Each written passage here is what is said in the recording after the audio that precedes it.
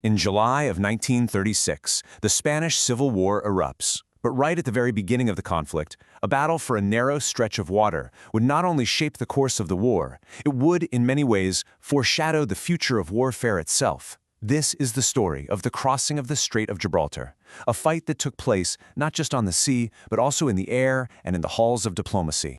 Just so you know, our analysis here is based on the incredibly detailed research put together by Colonel F.J. Victor Rodrigo of the Spanish Army, all of which is available through the Batallas Guerra Civil project. Okay, let's dive in. So let's set the scene. It's July 1936. The Nationalist uprising has kicked off, but their single most powerful asset, the elite Army of Africa, is completely stuck in Morocco. And standing between these veteran soldiers and the Spanish peninsula is the Strait of Gibraltar, which has been turned into a seemingly impassable wall by a hostile Republican fleet. And this map really shows you just how dire the strategic problem was. You see, the whole initial plan for the uprising depended on getting the Army of Africa to the mainland, and fast. With that sea route completely cut off, the nationalist forces that were already on the peninsula were seriously outnumbered, and were facing a very real possibility of being crushed. The difference in hardware was just staggering. The Republic had control of the main body of the Spanish Navy. We're talking modern cruisers like the Cervantes, destroyers, the entire submarine force. The Nationalists, on the other hand, could only scrape together a few obsolete ships in the area, like the gunboat Dato you see here. So you look at this on paper, and it is just no contest at all. This quote here, well, it gets to the absolute heart of the matter. Because while the Republic had this overwhelming superiority in ships, its fleet was, for all intents and purposes, paralyzed. You had widespread mutinies that had gotten rid of the professional officer corps, command and control was a mess, replaced by committees on each ship. The result was a force that had a ton of firepower, but it had no unified strategy, no real tactical discipline. It was, as the quote says, a collection of ships, but not a navy.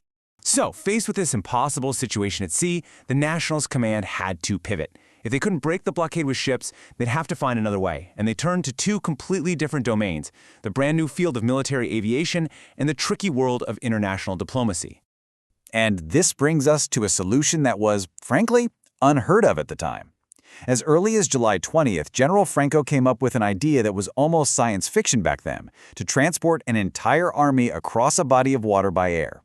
This decision would set in motion the first major strategic airlift in military history. You know, the whole operation started pretty small. On July 20th, they had just a handful of planes, like the Fokker F-7 trimotors you see here. These were basically civilian airliners that were pressed into military service, flying the first troops from Tetuan to Seville. But it wasn't long before more capable aircraft started to arrive, especially the German Junker 52, which would become the real workhorse of this historic operation. At the exact same time, another critical battle was being fought, this one with words and politics. The key was the international city of Tangier. Now, Tangier was, by law, a permanently neutral zone. But its port was absolutely vital for the Republican fleet. It was their forward base for refueling and resupplying, which let them keep a constant watch over the strait. So Franco launched this really vigorous diplomatic offensive. It was a brilliant use of soft power to get a military result. He protested that using Tangier violated its neutrality, and he very cleverly branded the mutinous Republican crews as pirates to the international committee that ran the city. And it worked. The international powers sent their own warships to enforce neutrality. The pressure mounted, and on August 7th, the Republican government had to order its fleet to abandon Tangier, which took away their most important logistical base. Okay, so with the Republican fleet now struggling with logistics and a small air bridge up and running, the Nationalists saw their chance. They decided to try and punch a hole right through the blockade with a surface convoy. And the plan was to protect it not with bigger ships, but with a coordinated umbrella of air power. It was a huge gamble. This map here lays out the whole plan for August 5th, 1936. A small convoy of transport ships with a tiny escort of the few nationalist vessels they had would try to make that short but incredibly dangerous crossing from Ceuta in Morocco to the port of Algeciras in Spain, right under the nose of the Republican fleet. And what unfolded was a textbook combined arms operation. Air and sea power were just meticulously coordinated. Early in the morning, air patrols found and attacked the Republican destroyer Lepanto. After some fog delays, the convoy finally set sail. And when that modern destroyer, the Alcalá Galeano, came charging in, Nationalist planes and the little gunboat Dato immediately moved to intercept it, creating a screen that let the very vulnerable transport ships slip into Algeciras harbor safely. And just to give you a sense of how incredibly audacious this was, just look at this comparison. The Dato, a slow gunboat meant for patrolling the coast, was outgunned, outranged, and outrun in every single way by the Alcalon Galliano, a fast, modern warship. But its captain didn't hesitate for a second.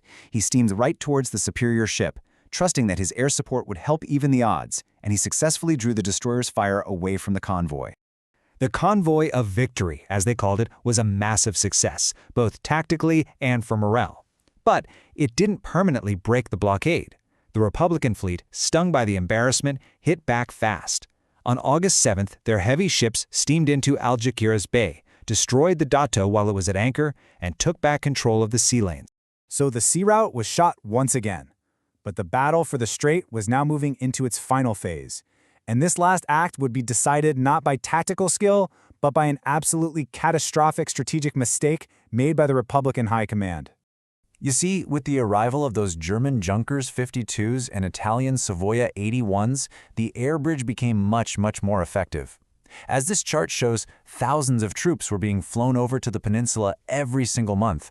The airlift by itself was now enough to sustain the nationalist advance, even with the naval blockade back in place. And this map right here, this shows the fatal air. In late September, the Republican government was under a lot of political pressure to help the collapsing front in the north, so they ordered most of the fleet to leave the strait and redeploy to the Bay of Biscay. The naval commanders argued against it furiously. They knew how critical the strait was, but the order stood. The most important theater of the naval war was left practically wide open. The Nationalists jumped on this opportunity with incredible speed. From their naval base in El Ferrol, they sent their two brand-new heavy cruisers, the Canarias and the Almirante Cervera, steaming south. These were modern, powerful warships, far more than a match for the few Republican destroyers that were left behind to guard the strait. And the outcome was swift and it was brutal. On September 29th, the cruiser Canarias caught two Republican destroyers, and in a very short fight, it sank the Almirante Fernández and sent the other one running. And with that one action, the Republican naval presence was shattered, and the Strait of Gibraltar fell under permanent nationalist control. The game had changed for good. And you really can't overstate the scale of this blunder. You don't have to take my word for it. Even the Soviet naval advisor to the Republic, Admiral Kuznetsov, later gave this absolutely damning assessment, calling it a product of sheer inexperience and ineptitude. So the sea lanes were finally opened, but that historic airlift had already done its job. All told, almost 14,000 soldiers and 500 tons of supplies had been flown across the strait. It was an operation that was born of pure necessity, and it's what kept the nationalist cause alive during those critical first few months of the war. In the end, the battle for the strait was a victory of nationalist initiative, innovation, and diplomatic shrewdness over the inertia of a Republican naval force that had all the ships but lacked effective command and a coherent strategy. And that leaves us with one final crucial question to think about. How might the entire Spanish Civil War have played out differently if that powerful Republican fleet had been used effectively from the very beginning?